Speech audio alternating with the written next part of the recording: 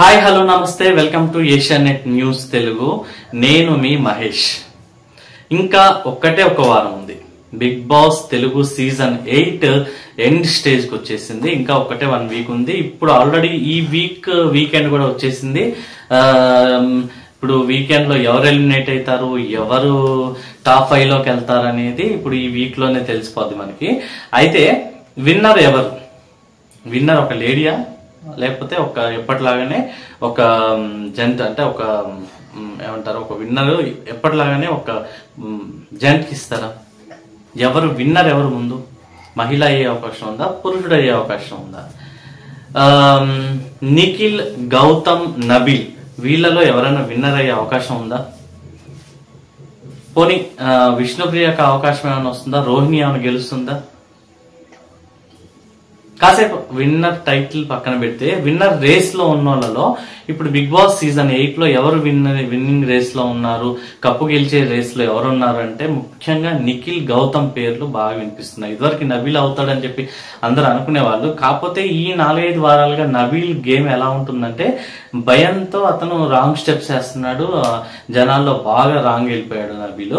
So Nabeel పక్కన పెడితే ముందు మనం గౌతమ్, నిఖిల్ గురించి మాట్లాడుకుందాం. సో నిఖిల్ గ్రాఫ్, ఒక రోజు నిఖిల్ గ్రాఫ్ పెరుగుతుంది, ఒక రోజు గౌతమ్ గ్రాఫ్ పెరుగుతుంది. ఓటింగ్ లో గౌతమ్ కి ఎక్కువ వస్తున్నాయి, ఒక్కోసారి నిఖిల్ కి ఎక్కువ వస్తున్నాయి. అయితే వీళ్ళిద్దరి మధ్య ఇదివరకు నిఖిల్ కి బాగా క్లోజ్ ఫ్రెండ్ అయిన పృథ్వీకి, గౌతమ్ కి బాగా వార్ జరిగేది, బాగా పోటాపోటీ ఉండేది. గౌతమ్ కూడా ఇచ్చి పడేసేవాడు, అటు పృథ్వీ కూడా తగ్గేవాడు కాదు. సో పృథ్వీ వెళ్ళిపోయిన తర్వాత ఆ పోస్ట్ నిఖిల్ తీసుకున్నట్టున్నాడు. ఎందుకంటే ప్రతి విషయంలో తను నిఖిల్ ఇదివరకు లేని ఆవేశం, అంటే ఆ ఓపిక తనకి నశించిందా, లేకపోతే ఇట్లా ఫైర్ అయితేనే ఆడియన్స్ ఓట్లేస్తారని ఏమన్నా ఆలోచిస్తున్నాడో తెలియదు కానీ నిఖిల్ ప్రతిదానికి ఫైర్ అవుతున్నాడు. సో గౌతమ్ ఎక్కడ ముందుకు వస్తాడా అన్న భయం నిఖిల్ లో కనిపిస్తుంది.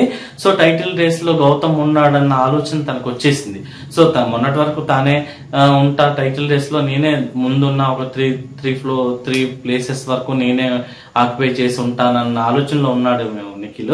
సో ఇప్పుడు గౌతమ్ పోటీ ఇస్తుండేసరికి అతనిలో మార్పు వస్తుంది. అంటే మన టాస్క్ కి సంబంధించి వీళ్ళు ఎలా గేమ్ ఆడుతున్నారు ఏంటి, అంతకు ముందు జరిగిన టాస్క్ లో వీళ్ళిద్దరు గొడవ కానివ్వండి, ఇద్దరు మాట తూలటం కానివ్వండి, గౌతమ్ కి క్లాస్ పడింది, నిఖిల్ కి క్లాస్ పడింది. తర్వాత మొన్న జరిగిన టాస్క్ లో కూడా ఇద్దరు కొట్టుకునే స్టేజ్ కి వచ్చారు.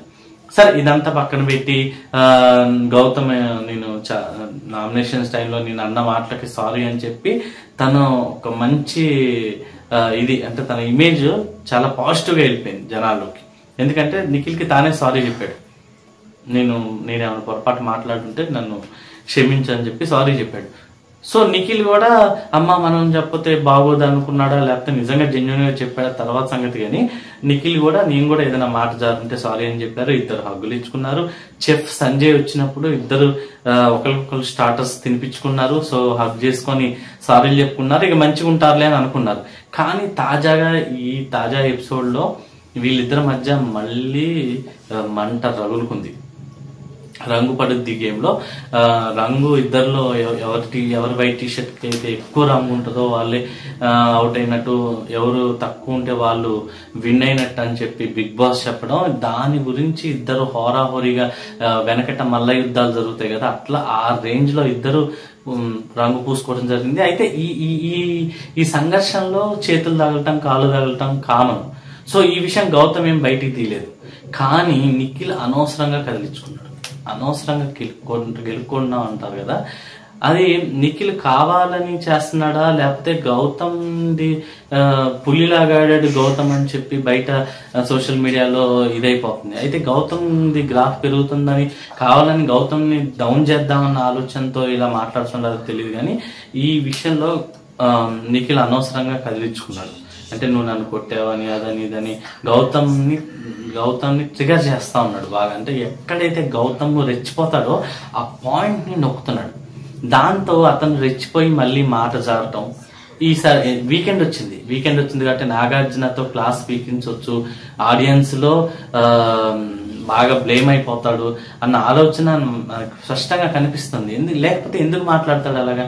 గౌతమ్ ని రెచ్చగొట్టడం వల్ల గౌతమ్ నోరు జారితే, అది వీకెండ్ వచ్చింది కాబట్టి నాగార్జున దగ్గర గౌతమ్ కి క్లాస్ పెడితే ఇప్పుడు నెక్స్ట్ వీక్ మొత్తం విన్నర్స్ కి సంబంధించి టాప్ 5 లో ఉన్న విన్నర్స్ కి ఓటింగ్ జరుగుతుంది కదా, ఆ ఓటింగ్ మీద గౌతమ్ కి సంబంధించి నెగిటివ్ పడుతుంది అన్న ఆలోచన ఉంది. తను విన్నింగ్ రేస్ లో ముందుకెళ్లాలి అని అనుకున్నాడేమో, కానీ నిఖిల్ ఈ రకంగా ఆలోచిస్తాడా, నిజంగా ఈ రకంగా చేస్తాడా అని అంత షాక్ అవుతున్నాం. సో ఈ రోజు జరిగిన గొడవల్లో నిఖిల్ది కనిపిస్తుంది ఎక్కువ,